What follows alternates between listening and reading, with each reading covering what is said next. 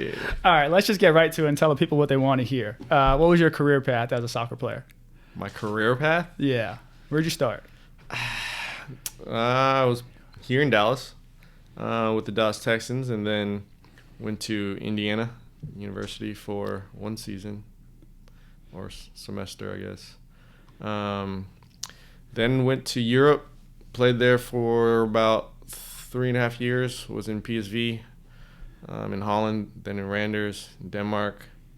Then went to Vietnam for 2 years before coming back to the States, and played MLS for about 10 years. 7 of those years with New England, and then LAFC, and then a short stint with Inter Miami before going back to Vietnam for, I guess you can say, 2 seasons. And then, officially, now I'm sitting here with you, bro.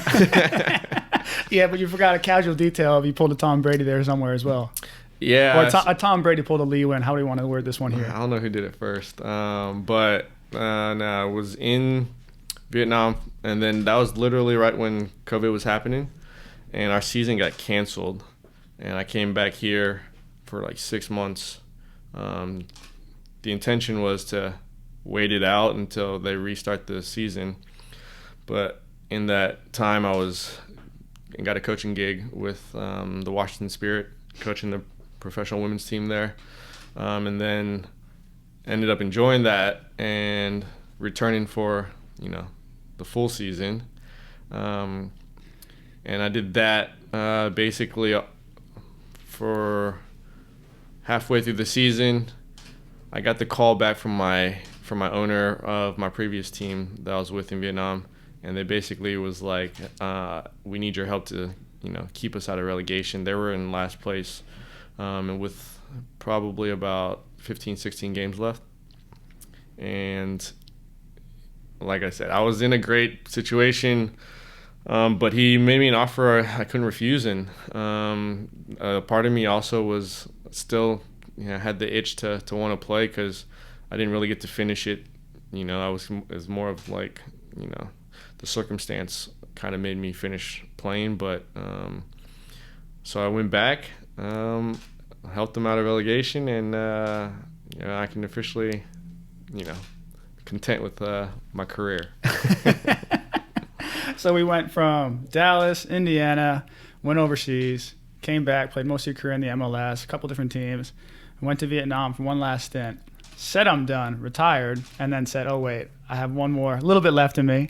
And then you came back for what, half a season after the COVID season? Yeah. Half a season, and now you're officially done playing. Yes. Except we're not officially done playing, because you're also going to throw yourself into your name into the hat with the TST. Coming out of retirement again. Coming out of retirement again for the second time for the TST. So for those who don't know what TST is, the soccer tournament, could you enlighten us on what that is?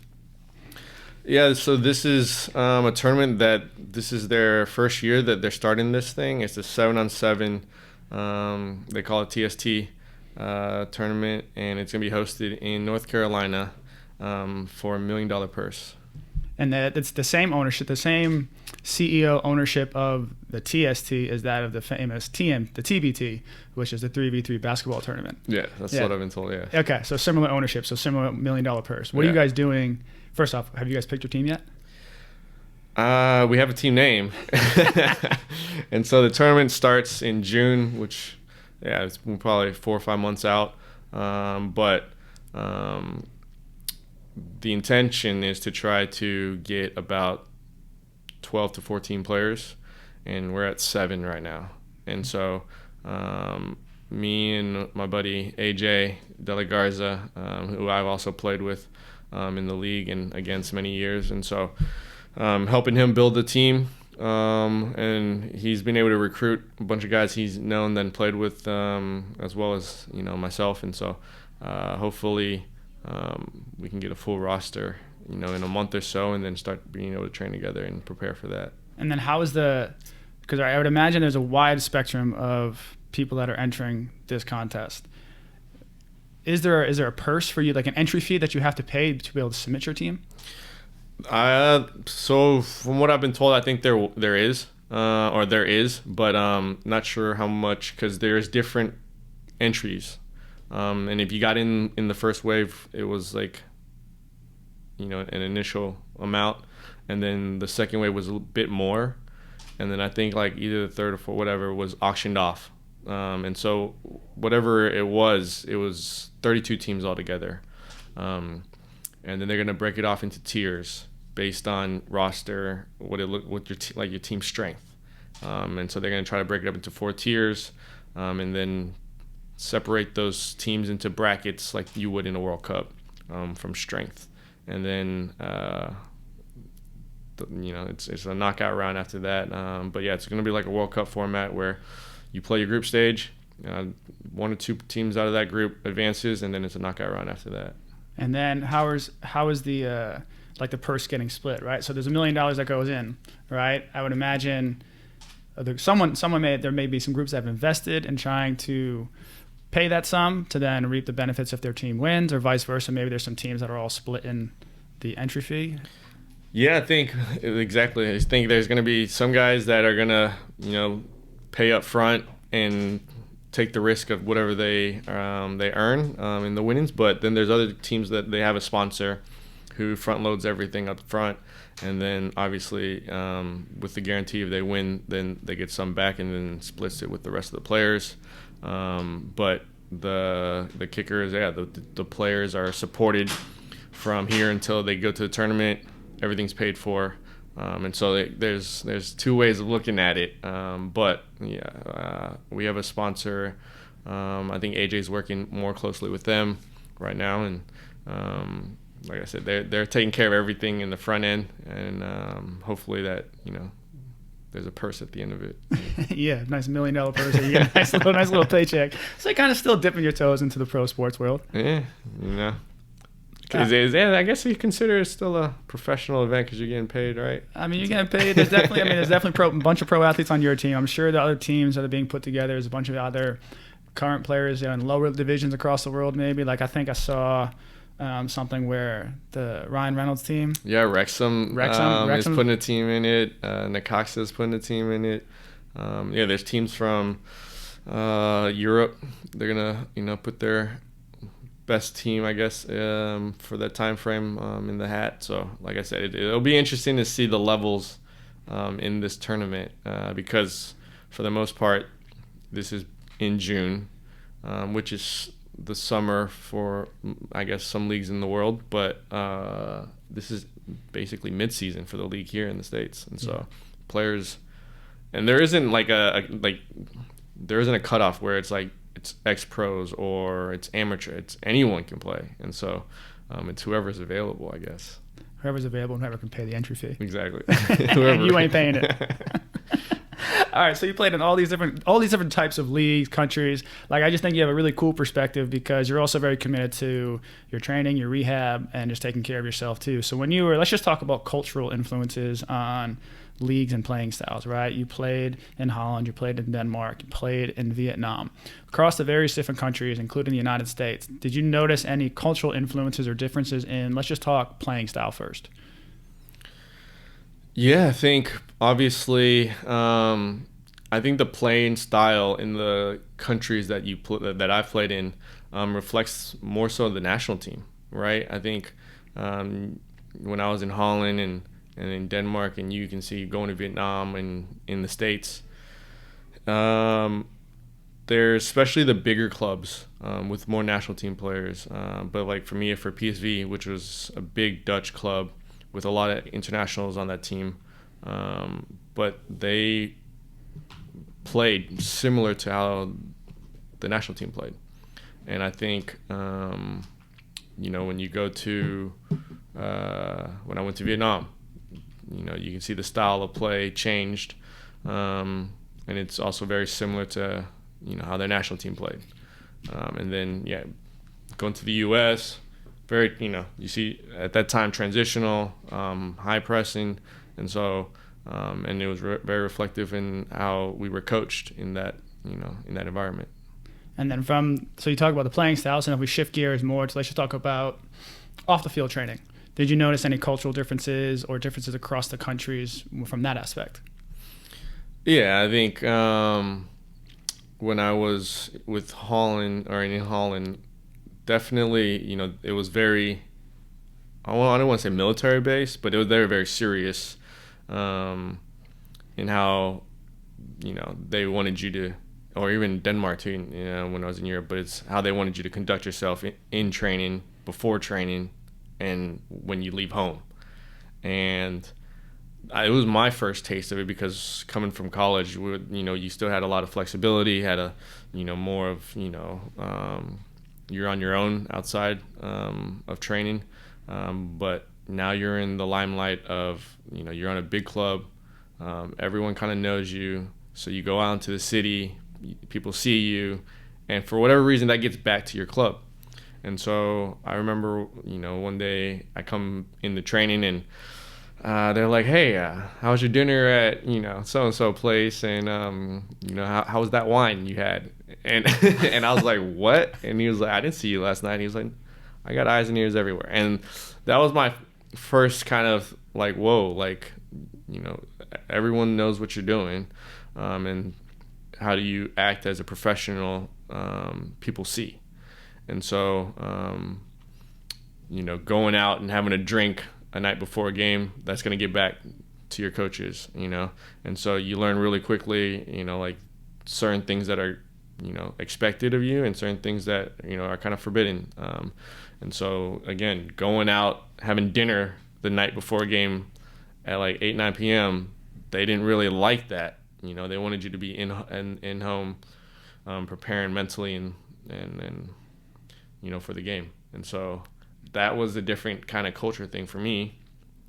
And then we go to Vietnam, and in Vietnam, a lot of the clubs, and I would want to say kind of all the players would kind of have like a clubhouse where they would stay, and the club would pay for it, because you have players coming from different cities, different areas where their wives and their kids will stay at home, and the players will stay in the clubhouse during the season. They train there, they eat there with their teammates, and it's like boot camp almost, where like you get maybe an off day, 2 off days to go back home and see your family if they're in town, or if you go play away in that city where your family's from, you get to stay maybe an extra day before you come home. But then they want everybody in the clubhouse on a schedule, and yeah, that was like a different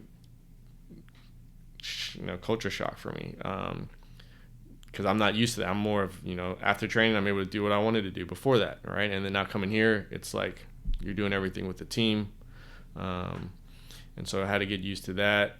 And then coming back to the States, then there's completely 180, having complete more flexibility in how you conduct yourself as a pro.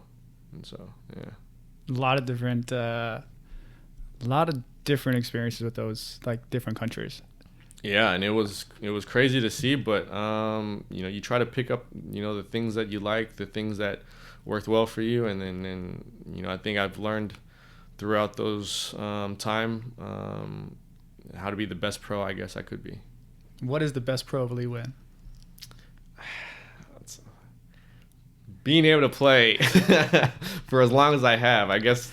As the seasons go on, trying to figure out how to prolong my career, and then also be efficient, the most efficient way possible as a pro, and get the most out of it, because you are doing it for a living, and you're trying to support yourself, support your family, and the only way you can do that is to have a long career. Otherwise, yeah, you're gonna have to find the next gig. So let's dive deep in on that one, because two words you said: prepare and efficiency. Right. So let's break that up. Like, how did you over your career start to prepare? Maybe early on, kind of just wanted to go out there and play, and then as you realize, oh, like my body is a way of making money, I need to take care of this. How did that kind of transition over your career to where this is how I start to do this? Yeah, and it's like you said at the very beginning, it was like I was just in awe and just in just having so much fun being a pro, right? Like, I can't believe this is what I'm doing for a living. Show up to work just thinking it's going to be automatic. But quickly you learn that the people who are successful, they have a routine, and then I started, obviously every club I went to, there was always someone I looked up to. I had idols and people that I was like admire and was inspired by the way they kind of conducted themselves. And for me, when I went to PSV, was Philip Cocu, who was just the captain of Barcelona, came back to PSV in the later stages of his career. And I remember people always telling me stories about him when I was there. Was, man, this guy's 35, 6, whatever, played every game for PSV, is never injured, and shows up to work, and just a complete professional. And I'm like, you go around, but you're always watching him, and then like maybe he doesn't know, but in the corner of my eye, I'm like watching, what's he eating for breakfast, what's he doing after training, what's he getting for lunch, these little things, what time does he step out on the field, what's he doing for treatment, and you kind of watch, and without knowing, but you kind of like you gather these information, and I think through that and through my career, I've always found someone on every team that I played on, and just try to pick good habits from that. And I think it didn't really register till later on, right? But all those information that I've gathered as I was playing, but then you realize when you get to like a certain age, like in my prime, I guess, where people started looking up to you, and it was more of like, okay, now I have to conduct myself in a way because, I'm at my prime. And, then there's this peak, and then, so supposedly after this, you start, tailing off. And so it was at that moment where it was like, okay, how do I prolong this prime? But then at the same time, it's like, how do I not just have a complete nosedive, right? And I think at that moment, I was really reflecting and kind of trying to ask all the right questions to, like I said, be the most efficient pro I can be, and get the most out of myself. And I think the start of it was in New England, and it was with you and Nick, and that was it, and I think that's when I started really getting curious and asking questions, bugging you guys every day in the weight room, of how I can maximize my body, so that I can have the most efficient output on the field, without sustaining injuries or having setbacks. And then after that, I started also not just being very intrigued of how my body works, but then of like the stuff I was putting in my body to try to get the most out of that. Do you ever find yourself adopting like some sort of lifestyle, right? Like the big one nowadays that comes to mind, okay, veganism, right? That's a popular one. That's mainstream media, athletes, whatever it may be. Not right, wrong, indifferent, good, bad. Did you ever find yourself at points in your career going in on a certain lifestyle or a certain type of nutrition plan, or did you kind of just dabble in a bunch of stuff? And yeah, it's funny you said that, because I did, when I started getting more curious and serious about my diet. As I start to see effects of what you put in your body, I did start trying different things, and I did the whole keto diet. I did vegan for a season, and then just dabbling in all sorts of different diets, trying out different breakfast methods in the morning before training to see if there was a different kind of energy output I could get, and then I was starting to, I would say, figure it out. What worked for me wasn't always going to, or what worked for him wasn't going to work for me, and what worked for me might not work for the next guy. And so just trying to be aware of my body and the things that worked for me, and was able to, use that to help me with my career. But again, these are the things that you learned as you go along, but I wish I would have learned it, 10, 15 years ago, yeah. What would you have told Lee Nguyen 10, 15 years ago? Ask a lot of questions of the staff you have around you, pick their brains, and I would say like find a mentor early on and someone you respect, admire, and just try to be an understudy to them. But yeah. Yeah, you were definitely a tinkerer. You tinkered a lot of stuff, and like that, and it reflected in your game too. Because you're the guy in the field that's always trying to do these tricks, these flicks, these flips, like just like constantly playing these, like so competitive in the locker room, playing these games with guys. Like where you wanted to be that guy, said, okay, like I'm gonna tinker and figure something out that works for me. And I think you said it great that what works for me may not work for the next guy. Because sometimes I think we follow suit and saying, well, if it worked for this all-star, this world-class player, well then that has to be the right answer for me, and I should do exactly what they do. But I think that often.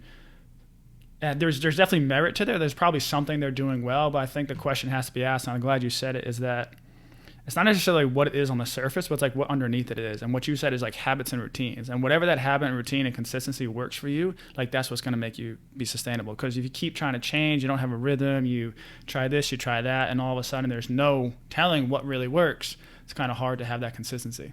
Yeah. Exactly. You gotta do something for a while, and then you can either cross it off or say, hey, that actually worked. But yeah, you try something for one day, and you're not gonna know. You gotta try it at least once, right? Yeah. It's like that it's like the hot sauce. You gotta just try each one. What's that like the YouTube show where they eat hot wings while they like have an interview or something? Oh man, I know what you're talking about. I don't know the name, but yeah. So like across training, rehab, what were some of the things that did work for you? I would say activation. Activation is just warming up the body before going out there. So whether it was warming up or doing something, activating your hips, your glutes before training, really maximized my output. And early on, maybe I didn't think of it because I just go out, did half stretches, do a light jog around the field, and I think I was ready to go. But like I said, yeah, warming up the body towards the tail end of my career, I could really tell if it was going to be a good day of training or not. But the other one too was making sure I had enough fuel in my body with plenty of time before training. And so I knew that eating 30-40 minutes before training, that was not going to work well with me in training. And so if I was going to get something to eat, I was going to make sure it was going to be at least an hour before, and then I would let my stomach be able to calm down before going out to training. And these are things I found out through tinkering and through sometimes just out of luck of like I was needed something in my body, I was gonna put something out in 30 minutes. That didn't work well, and so but yeah, these are things that I would say try to create a habit and routine early so that it becomes a healthy habit, and you're not trying to break a bad habit, I guess, because these are things that became a staple in my career, right? And you would never know for someone who has a 2-3 year career, but like I said, I was fortunate enough to have a long career, and I was able to figure it out in the latter half, but if I had known so early on, who knows what would have happened in that first half. Yeah, so I mean, yeah, maybe you'll still be playing. I mean, technically you still are in a couple months, but hey, yeah. You've gone through some injuries in your career, right? And so that's always a tough time. I think it's a tough time for anyone to go with, regardless if you're an athlete or not, because it kind of takes away some sort of function, performance, whatever it may be. How did you approach the rehab process when you were going through an injury? Yeah, I think that's always been tough, for any athlete, and especially if the injury is a longer one, sustaining, where you have to be away from your teammates and from the field. And so I think when you're young, it's easier, to just hit the rehab and trust the process. And then as you get older, you're like, dude, I want to get out there as quickly. How fast can we push that line, right? And so I think understanding your body, understanding your limits, and that didn't come till later, but I would say having someone you trust do your rehab was important. and knowing how to manage those emotions, because you're going to have a roller coaster of emotions when you're out for a prolonged period of time. And so I think the mental aspect of it is probably the toughest part, not so much the physical endurance of trying to get back, because that's what you've done your whole life.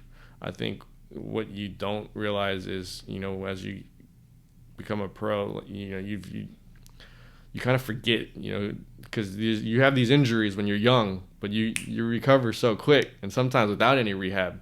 But then you realize when you go to the pros, you have to do a proper rehab. Otherwise, these injuries are going to reoccur. And so, again, I think for me, it was trying to get into that mental mind frame of, okay, how long is this recovery going to take realistically? Okay, and best case scenario, how fast can I get back? Best case scenario.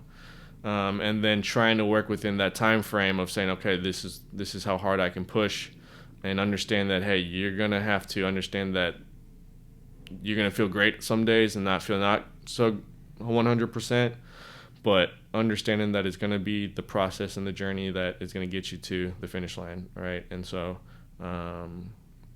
for me, again, why I stopped playing is because I didn't want to get no more injuries, man, because that rehab process, I knew it wasn't going to be fun if I got hurt again.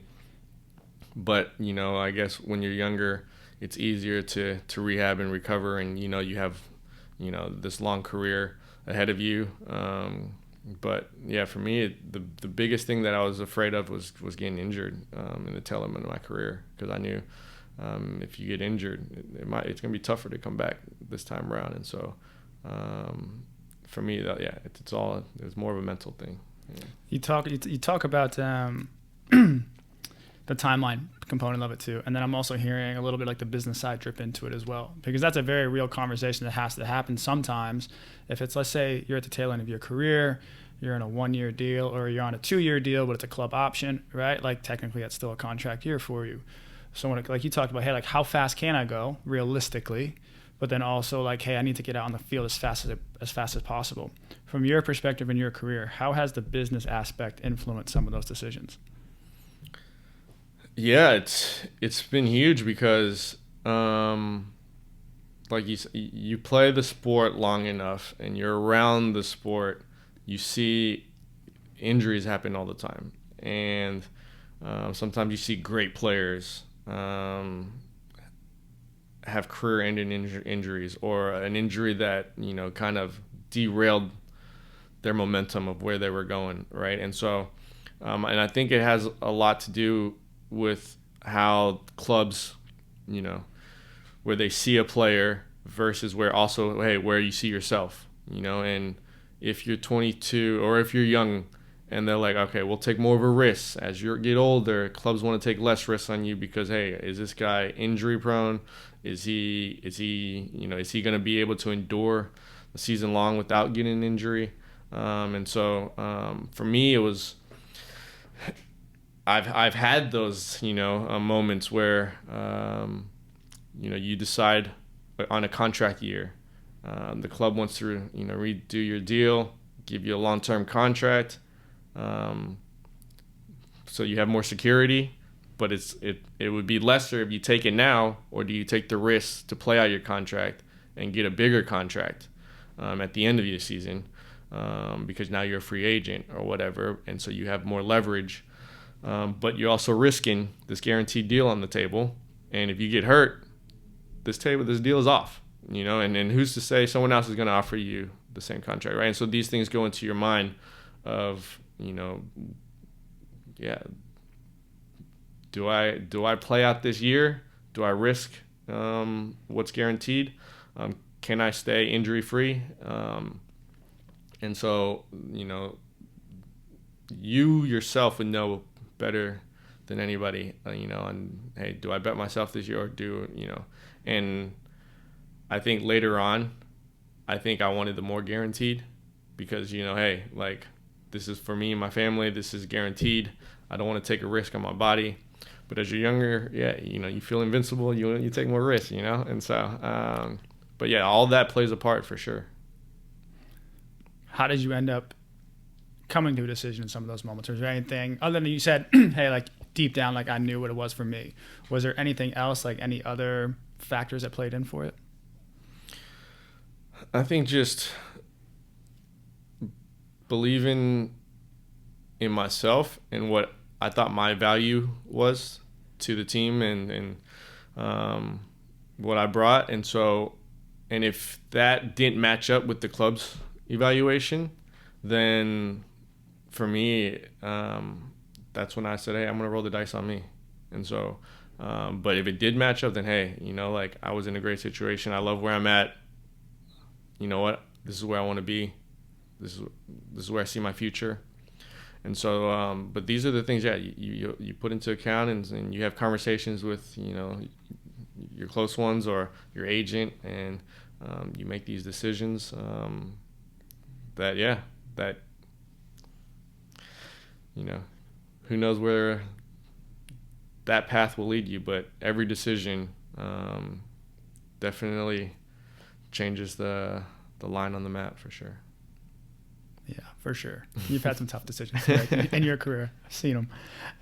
Want to run it back real quick because you talked about when it came to like these contract decisions and the rehab process, having someone that you trust, right? And that's like, that word is often thrown around frequently, and I think sometimes it's just thrown around without much weight behind it. But from a player that's had a very good career, very long career, and someone that recognized, hey, when I have someone in my corner, I'm in a good place. What does that look like for establishing that trust? Or what are the characteristics, qualities that you're hoping to have to be able to say, okay, this guy's got me, or this woman has me? Yeah, and then for me, it's, I think especially in the specific sports field that you're working in, people want to work with people that know what they're doing, right? And so I'm not going to listen to a guy that hasn't played at my level or better, and, who's to say, in basketball, same, like, how are you going to listen to someone that when you've played at a higher level than them? But in the rehab world and in the strength and conditioning world, that's not so much the case. It's more of, hey, like, can we build this trust? Does this guy have the best, in for me? Like, does he want the best for me? And so, and I think genuinely, I've been fortunate to work with very, very great, athletic trainers and strength and conditioning coaches. And I've been able to have great relationships with them. And just being able to build that rapport. And again, that's where it starts, right? And then understanding that, man, look, the less I see you, the better. But I think what was great was that, I felt there was this bond, this friendship. And so you wanted to push me. I said, all right, let's do it. You tell me I need to take a break. I said, all right. But I would ask questions and you would have answers. And I think, that back and forth relationship and building that trust really helped when I felt something niggle, or when I felt pain, or when I felt like I needed help in an area of, I need my explosiveness. But I was able to come to you more so than, you telling me, hey, you need to do this. But me being able to come to you or my coaches and be like, hey, I want to work on this. I need to get this stronger. And I think that's where that started, and that's what helped me. And so when I try to go to a team and build that connection, there's got to be that trust. Otherwise, I go back and I call you, man. All right, so let me play this scenario. Let's trade seats here, because there's often like three types of players I run into. Okay, there's the person like yourself who will, when we got to a place of like, hey, like, you will come to me. Okay, like, and I don't even have to ask you. Like, I know you're gonna come to me. It's okay. Hey, here, Lee, go do this. Then there's the person where if I have to go to you, and if I ask and I explain, okay, you're bought in, right? Kind of like, but you're not going to take the initiative. Then there's the third person that wants nothing to do with that space. I kind of like have to almost like drag teeth, like trying to drag your little one, drag your niece to bedtime, or drag her to the soccer field, right? Yeah. So in those three different scenarios, right? The person that'll do anything that you ask them to, the person that you got to kind of convince a little bit, but they'll eventually do it, and the third person where like you really have to drag them in. If you were in my shoes, how would you approach that? Having lived on the other side as a player. Yeah, like, and goes back to what I was saying about building healthy habits early on, right? And I think for some of those players you're talking about in the third category where you got to drag them, maybe that wasn't part of the culture early on, and maybe that's not something they're accustomed or used to, and so having to break that, kind of habit or culture and saying, hey, like, this is going to be beneficial for you. We're just trying to be do the best for you. And then how do you make it worthwhile and fun for them, right? And I think if they start to enjoy it, and if they start to, want to baby steps, right? And then we've had, I've seen players like this where they never been to the gym in their entire career, or they never want to. And then for some people, we're in there two times a week. Some want to even go more, right? But you're required to go in twice a week or whatever. And so, can you get this guy in one time a week? And if so, are you doing something for him on the side? Because, these guys, they want something tailored to them, right? And so, and I see it, they do something once a week. And then they said, all right, you know what? This is actually helping my performance. Maybe I go in twice a week, And then eventually, you see them. That's when they're bought in eventually, right? And so I just think, it's just different for those sorts of people. But eventually, can you get them to buy into the culture? Can you get them to have this routine to become a healthy habit? And for me, I was fortunate enough to see that when I was 18, when I went to Holland. And it wasn't like it was something new to me. It was like, oh, so this is what we have to do. Okay, boom. But if I never did that and I was 27 and then you tell me I need to come to the gym, I'm gonna be like, I've been doing this for the rest of my whole career. How are you gonna tell me that I need something else? And so I think that was the difference in how I was, brought up as a pro, as other players that I've seen who've, maybe had more gift and talent early on and didn't necessarily need it. All right, let me play this scenario at you, because you just touched on something that is often not a problem, but a friction point for coaches and therapists in the space. Okay, let's just say you're 35 years old. You've been playing professionally since you were 20. That's common in soccer. 15-year vet. You got a coach like myself comes in, 25-year-old coach, has dipped his toes in for a few seasons, knows his stuff, but still has some things to learn, right? I come to you and say, hey, we're going to do this training program. Okay, and you look at me as like, nah, bro, this is what I've been doing for the last let's say 10 years of my career. We're going to do this. But somewhere in there, right there, so there's a disconnect on my end of saying, no, this is what I believe in. And then there's what you believe in. And there's always this expression of, oh, meet them where they're at, or meet them in the middle. On your side of that conversation, how do you approach that? I mean, I would just kind of more of just see their approach, right? And observe more from seeing how they approach their regimen or their routine, and then seeing, okay, hey, like, yeah, I see how that works. Now, can I add a little bit something? Maybe add a little bit something. Don't necessarily change their routine, but maybe add something to it, right? As opposed to saying, hey, like, this is the routine that I think would be working best, but more like, hey, let me add to your routine. I love your routine. Let me add to your routine. And so, as I got, older and had a routine, and I realized, hey, this really worked for me. And as I progressed to another team or, the next season, working with a different coach, I say, hey, this is what works for me. And the ones that I found that I would work best with wasn't trying to change it, but more of evolve it. And saying, hey, that's great. I think we stick with that. But hey, let's try this. This can help you in this area. And I'm like, all right, let's try it. And so, and I found out that, hey, I like that. I want to add that. And then, again, building the trust, right? And once that trust forms, it'd be like, hey, how about we try this one too? You might not need this one, but let's add this one. I'm like, all right. But once that trust becomes ingrained, you can tell me whatever you want. I mean, I'll jump off a bridge for you. Know what I'm saying? You drink the magic Kool-Aid. Yeah, and so I think that's where it initially begins for me. Was, hey, like, you want me to listen, but like I gotta trust you first. And again, you know, it might be different, right? Like if LeBron tells you, hey, or tells the player, hey, I need you to do this, all right, you're probably gonna listen, right? Because, you know, like his resume. But a new guy comes in and tells you to do the same thing, and you're like, who's this guy, right? But then, you know, you form the bond, you form trust. I said, you know what, I'll try it out. Oh, hey, this works, yeah. What else you want me to do? You know, I'll try that. You know? And so I think the guys that I've worked with who necessarily don't tell me what to do, but more of like, hey, like, let's be friends. Let's build this bond real quick. And more often than not, those people I end up working closely with.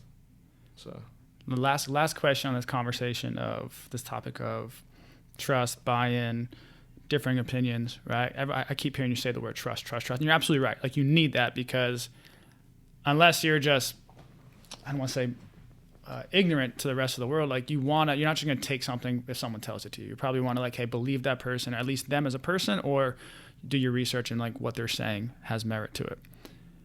As a player, how does someone build trust when they come into the locker room?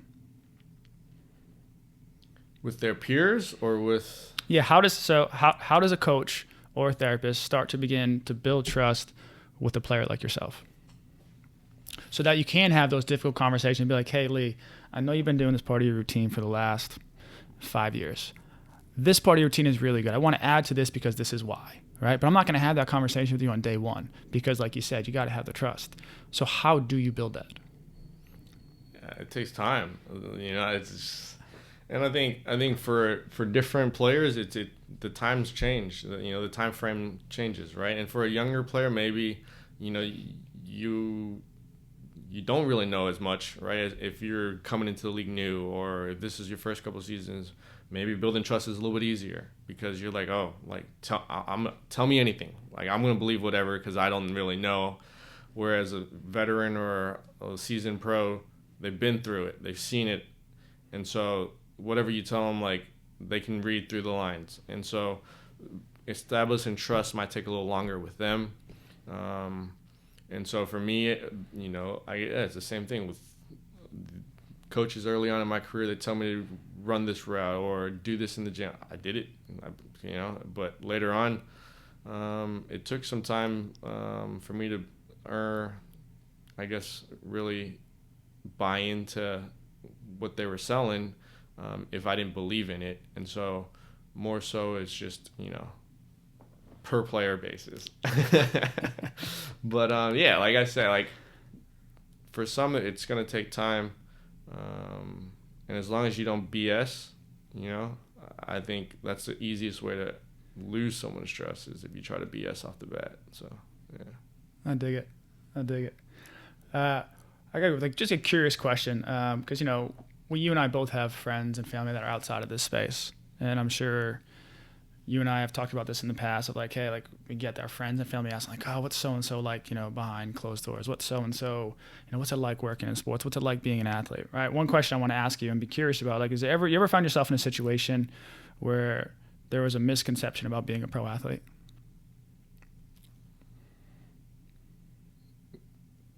Yeah, like, you live the good life. It's easy, you know. It must be great, you know, being in your shoes. And I think what people don't understand is the hours of work and preparation way before we became a pro to get to where we are. And then when we became a pro, it's even harder to stay a pro.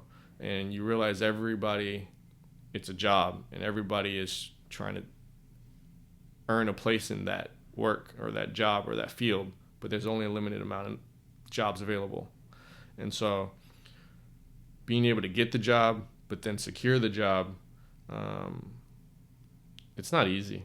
And it is being consistent every day and every week and every year. And people think it's great. Yeah, it's a good life if you're successful because it helps support your family. You know, you make a good living, but it is a lot of stress on the mind, a lot of stress on the body. And people don't see the work that players have to put behind, you know, closed doors, to try to keep their body healthy, to try to keep their mind in a positive mind frame, because there are guys that are coming after your spot. There are guys that are literally working year to year to earn a contract. And so just to put food on the table, you know, for them and their families. And if they don't get a contract the next year, then, you know, and so these things that, you know, you see from the outside and they look luxurious, and they, you know, they have the 2-hour work job, or, you know, they only have to show up and then go to training and then come home and they get to do whatever they want. But that's earned. And then that has to be consistently earned to continue what you're doing. And, you know, some people have the mental fortitude to do that for a long period of time, and some people have to learn that the hard way. But again, it is not easy to do this job. No, not easy. I think the analogy I always use when, like, you talk about, you know, guys live like year to year, right? In the world of sports, your assets are people, and it's not only people, but it's their life, because ultimately it's an entertainment business. Ultimately, you're putting a product out there because people want to come watch this product. They want to be entertained. They want to be a part of this culture. But ultimately, you are an asset, just like a house is an asset in the real estate market, right? And unfortunately, because we are people, we're human, we have emotions, like, that makes it very challenging. But when you add that business side to it as well, like you alluded to, it makes it that much more harder. Like, you have to earn it consistently week in and week out, because if you're on a 1-year deal, you're a 2-year deal, you're constantly reevaluating, okay, like, is this team going to pick me up again? It's not like, oftentimes, until you get to a point in your career, you don't have a choice, right? You're kind of taking what contracts are given to you, but then you get to a point and later in your career where you do have those choices. So I do hear that aspect of on the business, how that business and how the consistency has to be there, or else, man, you're not going to last long. No, yeah. And like I said, it takes a toll. You know, you see the gray hairs, you know what I'm saying? So speaking on that, like, how has the life of, you know, you look back at your career, right? You and I have talked about this before. How has the life of being a pro athlete affected your personal life? Good, for better or for worse? Yeah, there's pros and cons. I think, like I say, the good thing about, obviously, you know, having a relationship, you know, is you get to be more present. You have more time. You have a nice off season to go on vacation. And so these are all nice things that come with the perks of the job, right? And so, but again, the kicker is, you don't know where you're going to be maybe next season, you know, and then so there's this bit where, hey, like, you're at the mercy of the team you're working with, and if they like what you're producing, yeah, you're going to be there for however long. If not, you could be somewhere tomorrow, and you have to pick up your bags and move to the next city or wherever. That's if someone else wants you. And I think that's also tough on a relationship, because if someone you're with moves to the new city with you, and now they're trying to build a life there, they have a job, and then all of a sudden you get traded or you go to a different country to play. Now what are they going to do? Do they have to pick up? Do they have to quit their job?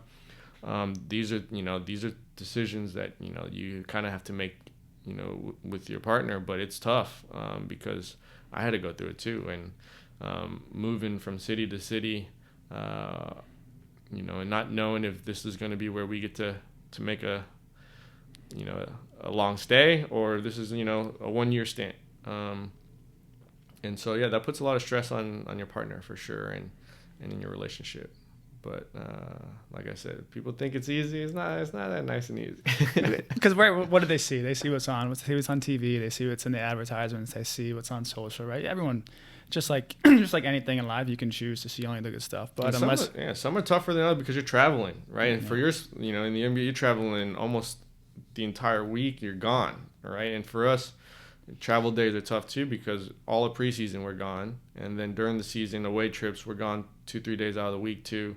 And so it's a lot of times where you're also away from each other, and so that can also be a stressor as well. And so from a guy that's been through it, what advice do you have for people that are currently in this space trying to manage just that? Yeah, communications. Trying to,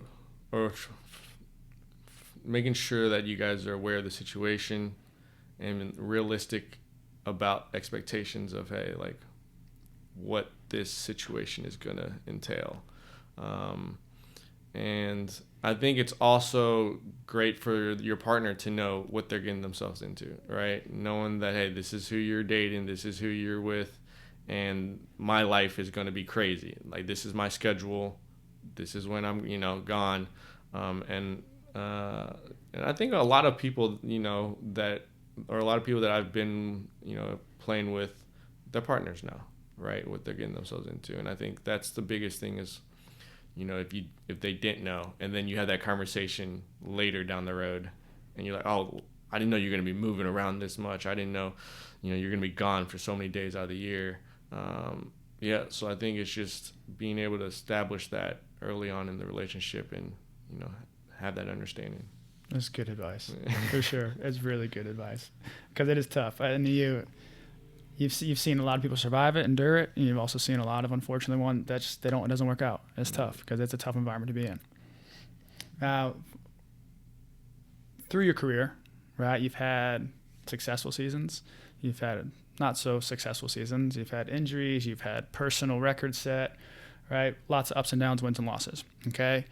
Yes, the team win is what we're all after, but ultimately there's also things you have to focus on too to try and find your wins, right?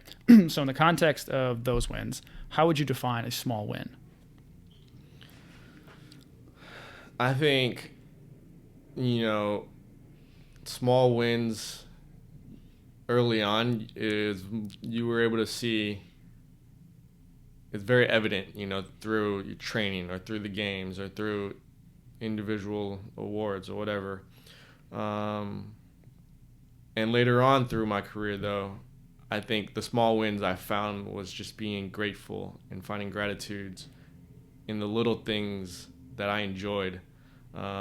Because, like I said, it is a mental roller coaster to be a professional athlete. You go through ups and downs. And so whether it was being able to score my first goal, being able to get my first start, but then as the years progress, you realize, hey, I'm getting to do what I love, right? This is what I love to do. So it's like, take a step back and try to enjoy the moment. And then that came later. You don't really realize right now. It's like you're very ambitious when you're young. You want to win these awards. You want to be the best 11. You want to be MVP.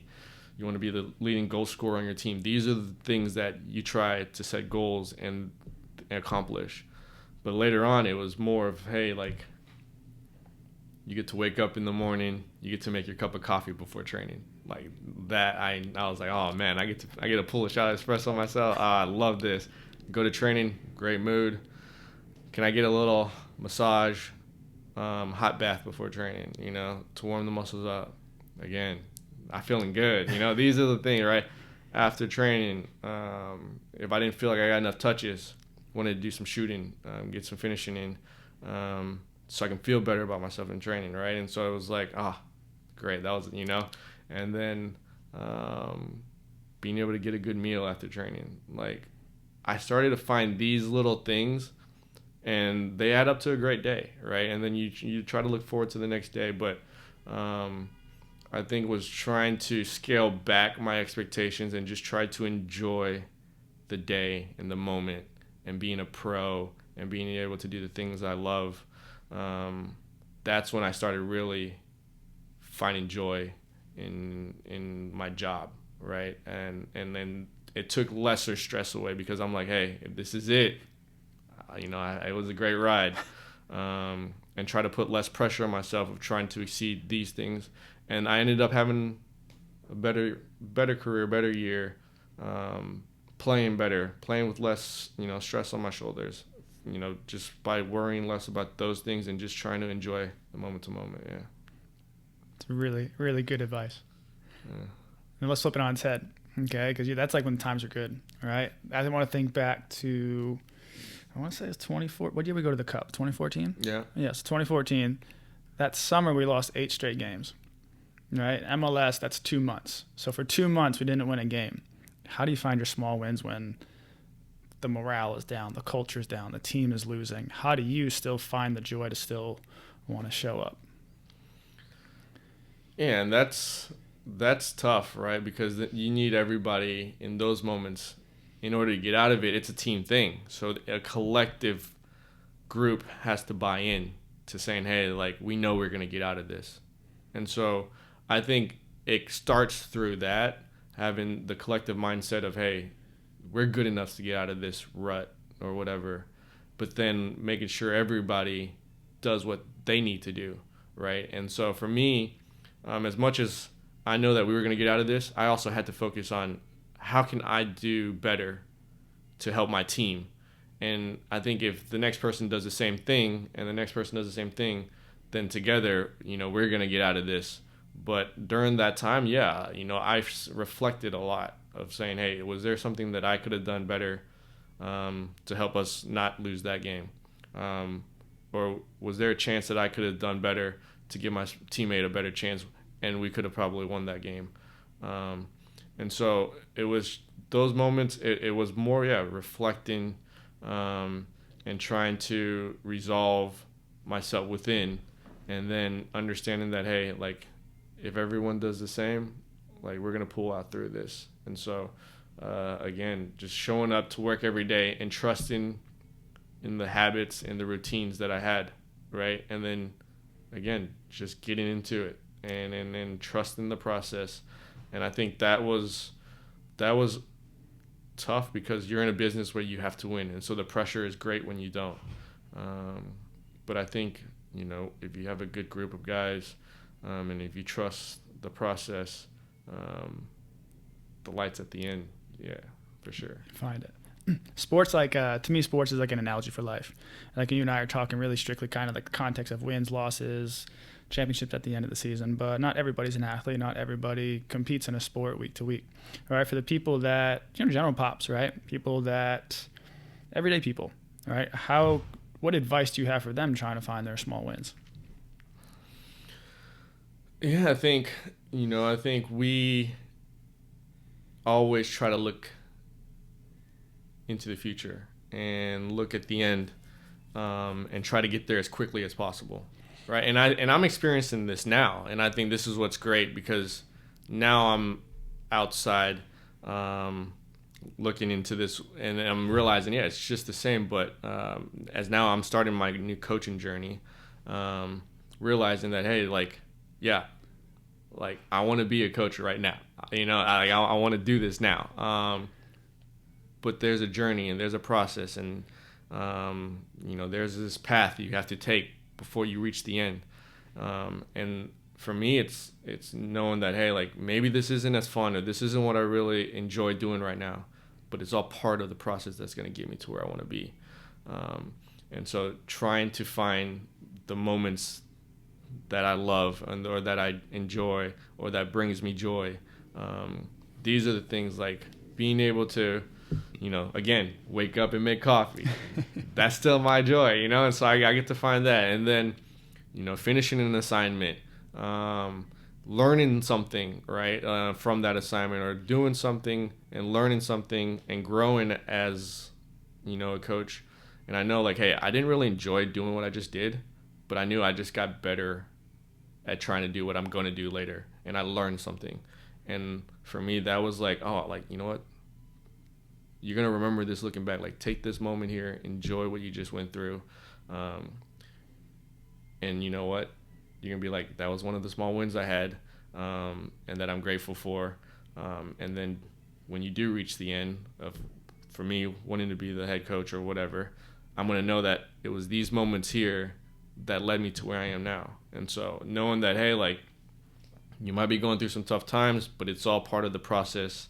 It's all part of the journey.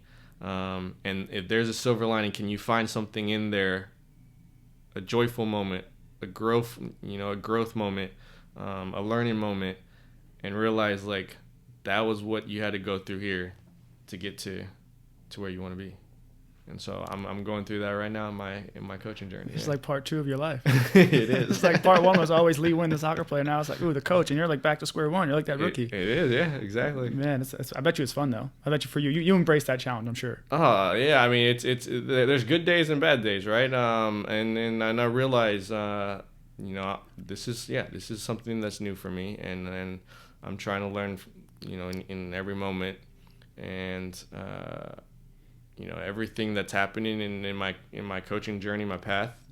There are things that I don't find the fun in this, and it makes you question sometimes. But then I'm like, you know what? This is part of the learning process. That you need to learn this. It's going to be important later on, and and then you look back at it, and you're like, all right, like this is it's all worth it. And like you said, these are looking back at it now, these are the new hours you got to put in. Whereas, maybe it might have came natural to me as a player, but I had to put those hours in, in high school, in college, or, as a rookie. And so, but I had a great career, and I wouldn't change it, right? And so that's what I'm hoping for, going forward. So then going forward, right, the last kind of piece of that is, right, of course, your career, right? Let's just talk about the first part of your career, just being a soccer player. Maybe in 15 years, we'll get you back on here, and we'll get you the Lee Nguyen, the coach. But as a player, you kind of endured a lot of different things in your career, right? Being an athlete, you have a lot of exposure to different training strategies, different rehab, different sports science, whatever it may be. A lot of things at your fingertips. If someone in the outside, general public, was looking to make a change in their general health to improve their performance, what advice would you have for them? Seek a professional. I mean, I think what's great is we have all that information at our fingertips now, right? And so, if you want to find something that's healthy for you, or whatever it might be, for your diet, you can look something up. But also, trial and error. For me, it was, I know this is healthy, or, this might be not as great for me, but, let me try it. And if I don't like it, or if I like it, hey, you know what, maybe I'm going to add this, or I'm going to take this out of my diet. And I think information is key, right? I think information for me, knowledge, I guess, is the most helpful. And first was building trust, but then giving me the knowledge, and then it's what I do with that, right? And I think so much of it is like, people might not know what's healthy, or might not know what's great for them physically or in their fitness program. But if you tell me, and I learned that, and now it's in my wheelhouse, okay, do I apply that or do I not? And if I do, is that healthy for my lifestyle or not, right? And you can tell me, hey, you need to do 10 squats every day when you wake up. It's going to help your jog, or your running performance, or whatever. I'm going to need you to eat 10 bananas in them, or whatever. And so these are things that now I know, but it's up to me now if I want to apply it. And so I think knowledge is the biggest thing. And most people, I think, either don't seek it or don't know it, right? And so, yeah.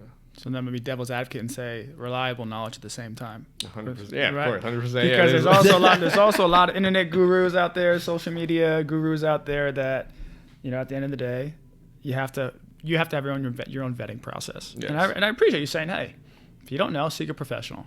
I think that's valuable. But also, we live in a day and age where there are a lot of good people out there putting a lot of good information out there. So to your point, if you're trying to find something, trying to find the info on what you want to try, whether it is some sort of diet, some sort of training strategy, I'm sure there is an app for that. There is a YouTube channel for that. There is a social media personality that hopefully you find that you connect with and can find, like you said, information and knowledge to then empower yourself? It's kind of like what I heard, like kind of the word that I heard you saying, like I feel empowered to make my own decision. Yes. Yeah, cool. Let's have some fun here. You ready? Let's have some fun here. What was your favorite city you played in?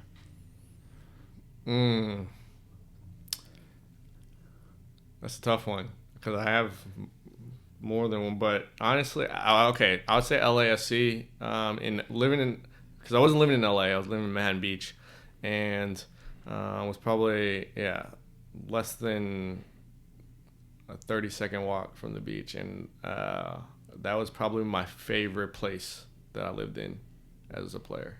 How about your, because you've played all over the world, both internationally with the national team. What about your favorite stadium or favorite fan base that you played in front of? That was probably for 100% PSV Eindhoven, 80,000, 75,000, whatever, at the Philips Center. Hard to beat that. And then LAFC at the Bank was probably my favorite MLS stadium. Being in front of them in a home game, that was something I hadn't experienced in MLS, and that was a lot of fun. But yeah, those are probably my two. And that was because LAFC, soccer-specific stadium, that was an inaugural year, correct? Yeah. Yeah, so a lot of excitement, a lot of buzz, great ownership group, diverse ownership group. They killed it there, too. Their women's team did just as good. Mm-hmm. The Angel City FC, they've been killing it with fan base, too. Yeah. How about one of your favorite highlights or one of your most memorable highlights from your career?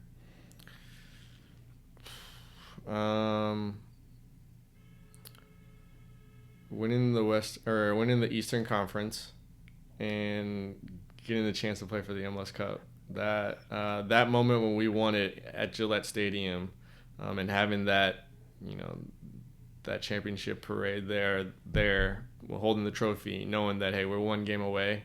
That was probably one of my funnest moments as a player. But yeah.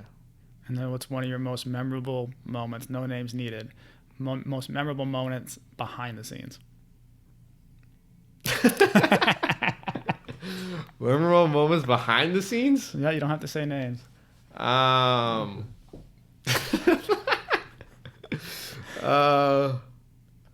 Ooh, that's a tough one.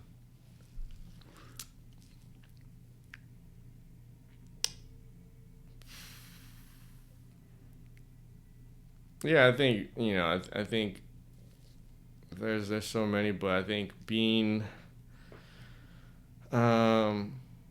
moving to LA was a big one, because I had a lot of friends and family in LA, and so that move was great because I got to really enjoy life outside the field. Because I was just surrounded by, a lot of friends and family, and the days off was a lot of fun. What was your favorite goal scoring celebration? Yeah, probably the kissing their hands, and that was probably the signature one. Yeah, yeah. Kissing, where do you want? Kissing two hands, and we're making them out like a Y here. Yeah, exactly. I got you. Yeah, I got you. And you're just running to the corner. Yeah, I hear you. Okay. What are you looking forward to next for Lee Nguyen? Getting my coaching license, and then hopefully being able to manage my team one day. That's something I look forward to. Yeah, you'll be a good coach one day. Appreciate it, man. We'll see. All right. All right, dude. It was nice to have you come down here, bro, and catch up. This was fun. Yeah, this was great. I mean, this is another one you can chalk up for a small win. Being able to see my boy. I haven't seen you in a long time, so well worth the drive down.